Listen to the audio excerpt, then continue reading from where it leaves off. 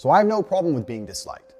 I do have a problem with a few things. I have a problem with long format things I've said being taken out of context, taking a small clip from a 2-hour piece of video, then with careful editing, removing of tonality, and changing my intention behind the words, painting me to be a criminal or a bad person when I am not.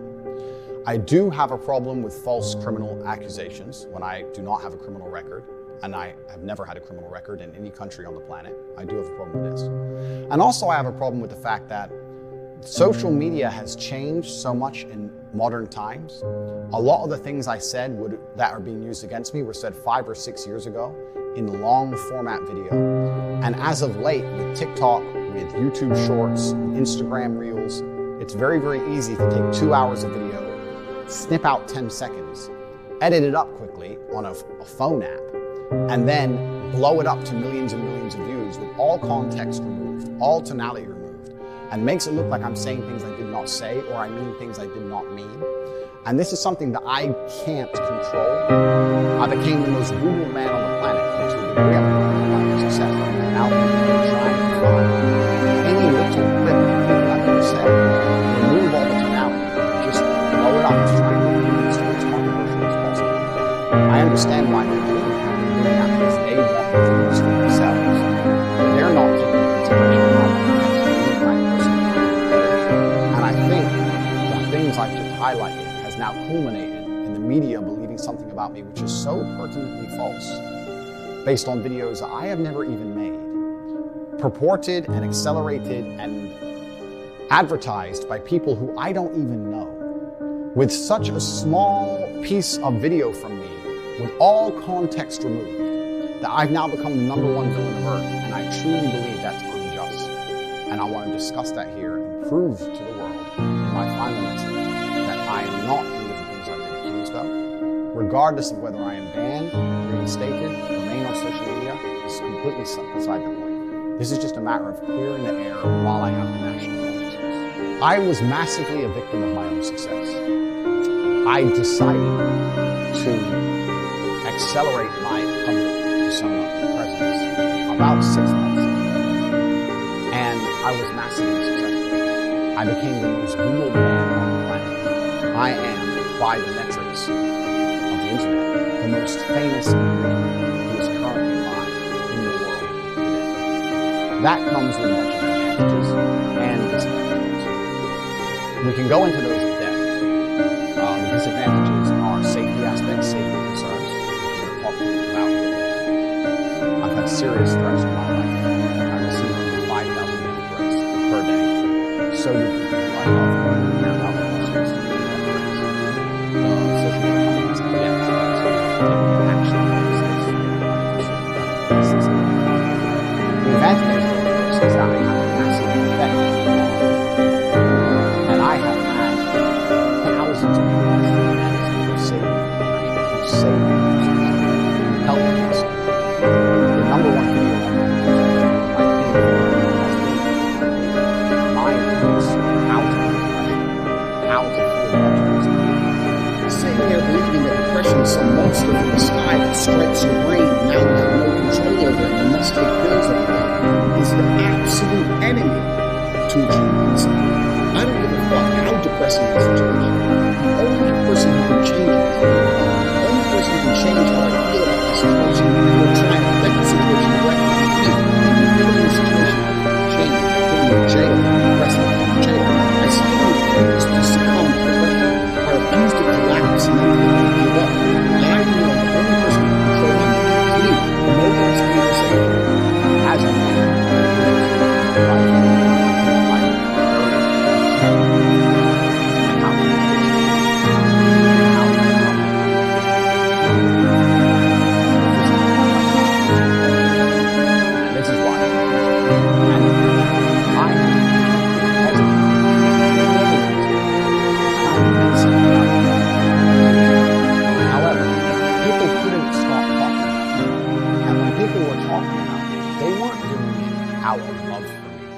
they weren't doing it because they cared about me.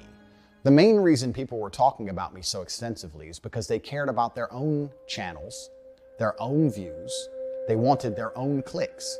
And they understood that if they can make a YouTube video purporting a lie about me or saying bad things about me, it's more likely to get clicked.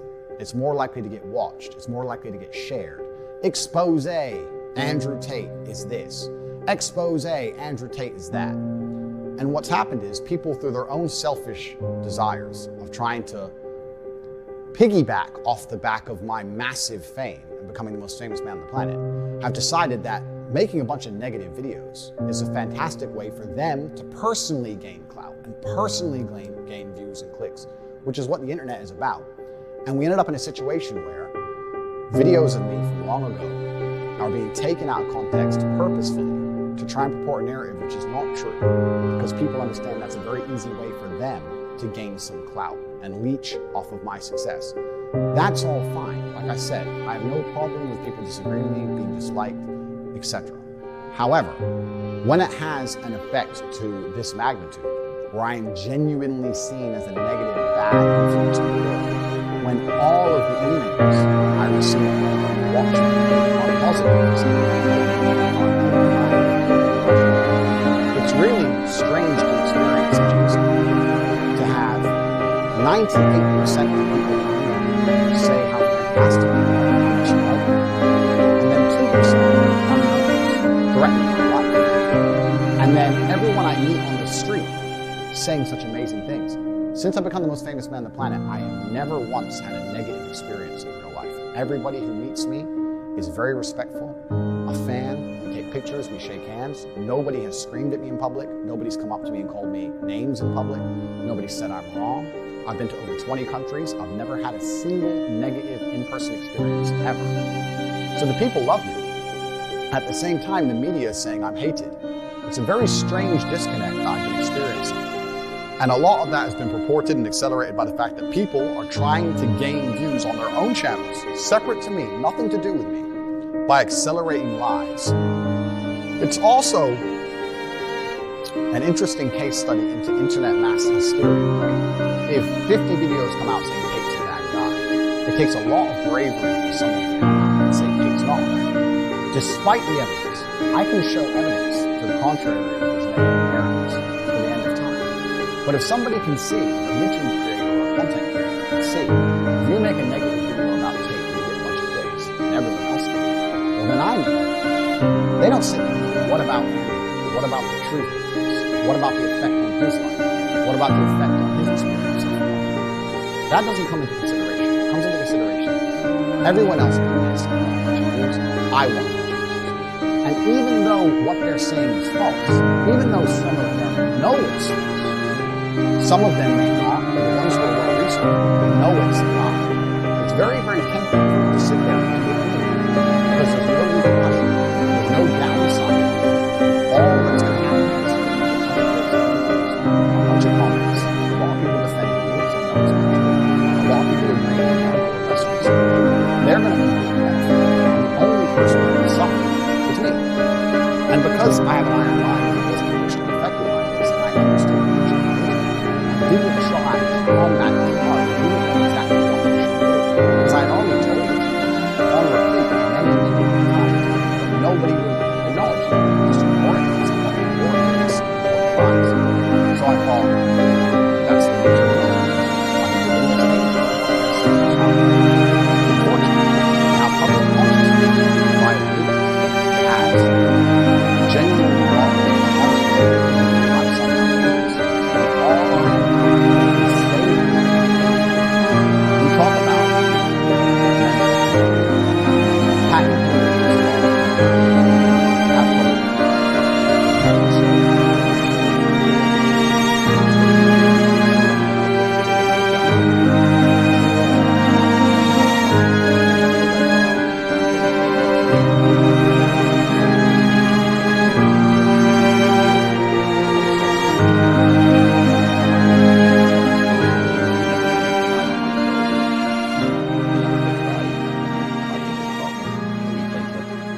to show the world that if mental health could bring somebody as big as me and as strong as me and, you know, the stereotype heavyweight champion of the world to my knees, then it could bring anybody to the knees. Tyson Fury talk about it. I talk about it. Everyone tries to talk about it. And everyone says, men, you should talk more, talk to us. I try and encourage men to be strong. I say, listen, if you're depressed, you need to get in the gym. A strong body is a strong mind. I sit there, and by using my lifestyle, which is an aspirational lifestyle that most men would love to have, purely because of the finance, the cars, the freedom, etc., I encourage people to work hard and try their best to become the best version of themselves. And men are encouraged to talk and open up. But when I talk and open up and get massive influence and start helping people, they're going to silence me. I have been nothing but a net positive for the world. That's truly how I view myself. And that's absolutely not the truth.